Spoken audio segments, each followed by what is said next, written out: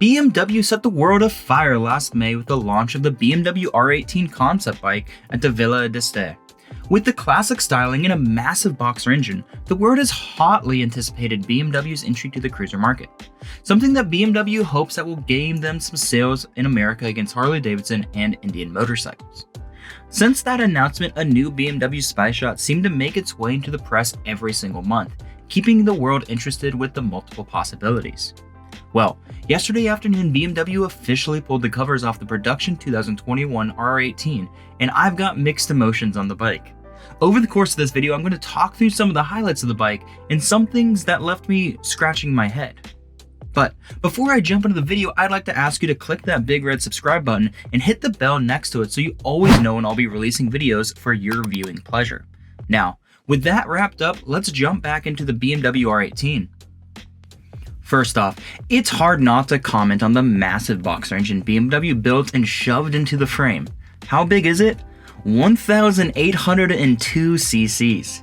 According to BMW, the power output benefits the engine sides. The largest displacement BMW has made in its 97 years of creating boxers pumps out a claimed 91 horsepower at 4,750 RPM and 116 pound-feet of torque at 3,000 RPM.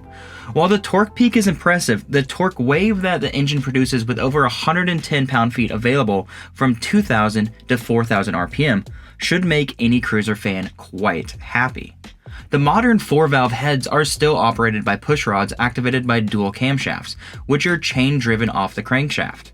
With the cams positioned above the crankshaft on either side of the engine, the pushrods are shorter, which reduces moving mass, decreases deflection, and minimizes linear expansion of the pushrods when they are hot. The end result is improved control of the valve timing. To help keep this insane power to the ground, BMW installed a self-reinforcing anti-hopping clutch. If that's too confusing of a name, it's basically a slip assist clutch. Big twin engines generate tremendous compression braking forces, and a slipper clutch will eliminate rear wheel skip during bungled downshifts. BMW has given the R18 more traditional analog suspension instead of anything electronic and fancy. The 49mm standard fork hides its delicate sliders under covers that are painted black, just like the fork lowers. The rear hardtail look suspension has a linkage-controlled single shock hidden inside the frame. Travel front and rear is 4.7 and 3.5 inches respectively. One of the cooler features of the R18, at least to me, is that the drive shaft on the right side of the bike is completely exposed. While this has been done before by other brands, it still does not take away anything from how cool it really is. To help this big bike slow down, BMW naturally put dual 300mm disc squeezed by 4 piston fixed calipers on the front, and a single disc caliper combination of the same 300mm disc and 4 piston variety out back. The ABS adapts the braking forces front and rear to balance the load distribution when triggered. Like all new motorcycles launching these days, it seems like there is more time and effort put into the designing of aftermarket parts.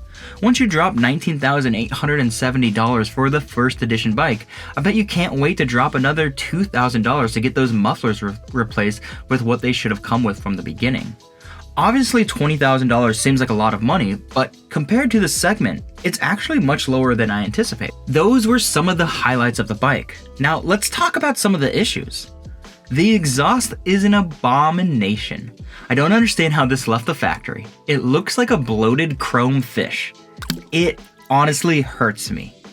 But now one of the biggest flaws of the R18 is the seating position. Because the boxer engine is just so large, there is no opportunity for a typical feet forward cruising riding position.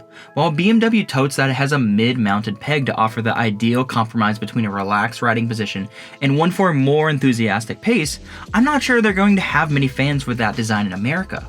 If you look at the competition, Indian and Harley-Davidson, all of their bikes are designed for long straight roads, where having forward controls allow you to stretch your legs out for over a long distance.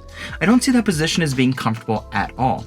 Your hips are spread wide, your feet are directly under you, and your arms and chest are reaching far to hold the bars.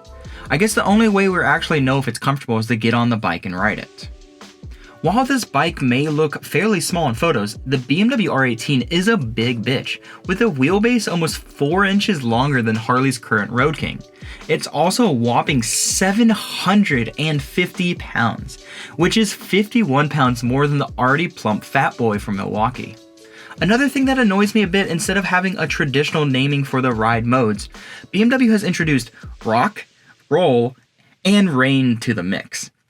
I have no idea what these mean, and I honestly don't care to find out. Now, to wrap this up, if you want a vintage style and a big thumping engine note, this could be the European refinement variable that customers have been looking for. While I have some concerns with the designs and functionality of the bike, I'm not the target market for it at all. So, if you're into cruisers, I would love your thoughts on the R18 below in the comments. That's all I have for you today. Now, go out there and ride safe.